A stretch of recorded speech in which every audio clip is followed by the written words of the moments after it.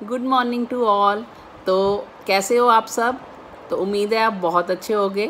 तो आज की कहानी सैटरडे, तो आपको पिछली कहानी पसंद आई है तो उम्मीद है आज की भी आएगी। तो जैसे हम कहते हैं कि जब भी हम अच्छे काम करते हैं कहीं ना कहीं उसका फल हमें ज़रूर मिलता है। तो ऐसी ही एक कहानी है ब्रिटेन में स्कॉटलैंड की। वहाँ पे एक गरीब मज़दूर था जो कि एक झोंपड़ी में रहा करता था। एक दिन वो अपने झोंपड़ी में बैठा था तो उसको बाहर से किसी की बच्चे की चिल्लाने की आवाज़ आई। तो उसने सोचा कि कौन चिल्ला रहा है, तो उसने बाहर जाके नदी में से एक बच्चे को बाहर निकाला। तो उस अगले ही दिन उसके घर के सामने एक बहुत बड़ी गाड़ी रुकी और उस बच्चे के पिताजी आए और उन्होंने बहुत बहुत धन्यवाद किया कि आपने मेरे बच्चे को बचाया है, तो आप इसके लिए मैं आपकी कुछ मदद करना चाहता हूँ। लेकिन वो गरीब जो इंसान था वो कहता है नहीं, मैंने कोई मदद नहीं लेनी, ये मेरी इंसानियत थी तो मैंने उसको बचाया, मैंने इसके लिए आपसे कोई मदद नहीं लेनी। इतने में उसी की झोंपड़ी में से एक छोटा बच्चा बाहर निकला। तो उस जेंटलमैन ने पूछा कि ये आपका बेटा है?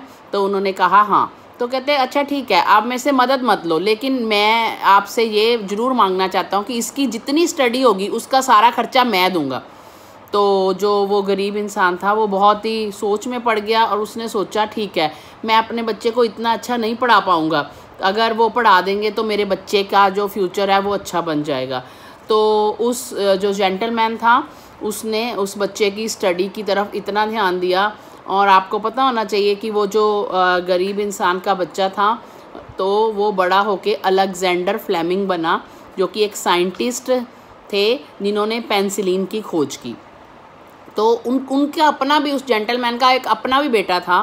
तो जब कुछ समय बाद उनको एक ऐसी भयानक बीमारी हो गई उस बच्चे को, जेंटलमैन के, तो उसी पेनिसिलिन के जो उन्होंने खोज की थी, तो अलेक्जेंडर फ्लेमिंग ने, उसी पेनिसिलिन से उस बच्चे का इलाज हुआ और वो बच्चा अच्छी ज़िंदगी पाया। तो आपको पता होना चाहिए जो बच्चा था वो ब्रिटेन का 2 बार प्रधानमंत्री बना, जिसका नाम था विंसन चर्चिल।